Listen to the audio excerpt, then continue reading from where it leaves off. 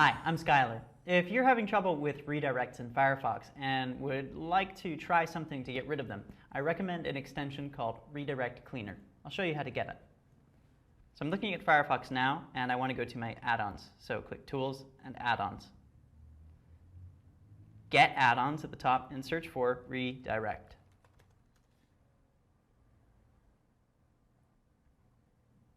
Right at the top is the extension we're looking for, Redirect Cleaner 2.2.0, and click Install at the bottom, and restart Firefox.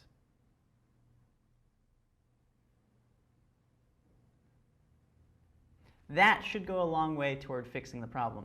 If it doesn't help, though, ultimately, I recommend looking over your extensions in order to find anything that looks a little funny. Thanks for watching. Good luck.